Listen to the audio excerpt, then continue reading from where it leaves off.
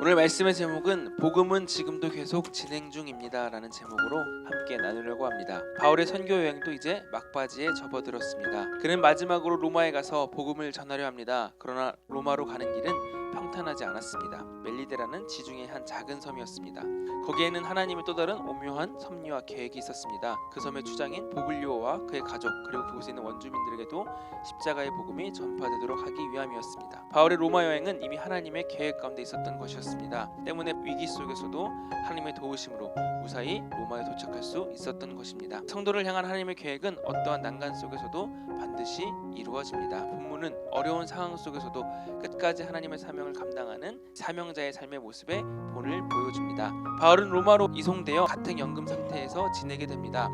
하지만 그는 이곳에서도 계속해서 하나님의 사역을 이어나갑니다. 로마에 온 목적 그대로 오히려 더욱더 적극적으로 복음을 전했을 뿐만 아니라 다른 성도들에게도 적극적으로 복음을 전하도록 독려하였습니다. 그 결과 그는 많은 제약과 어려움이 따랐던 죄수의 생활에도 불구하고 커다란 복음의 진전을 이 로마에서 이루어낼 수 있었습니다. 일정한 장소에서 떠날 수 없었을 뿐만 아니라 항상 사람들의 감시를 받아야 하는 형편에 있었음에도 불구하고 최선을 다해서 복음을 전함으로써 로마의 커다란 복음의 진전을 가져왔던 사도 바울의 모습은 우리가 선교에 대해서 다시 생각하게 합니다. 그리고 우리가 세상으로 보냄받은 선교사역 또한 전도자이며 이 삶의 자리가 바로 선교지라는 의식을 확고히 가져야만 합니다. 바울이 로마에서 하나님의 나라를 전파하며 담대히 거침없이 가르쳤다라는 이 말씀은 복음 전파의 사명이 계속됨을 강조합니다. 사도행전의 기록은 끝났지만 이 사도행전의 역사는 끝나지 않았습니다. 그 역사는 여전히 교회를 통해서 계속되고 있으며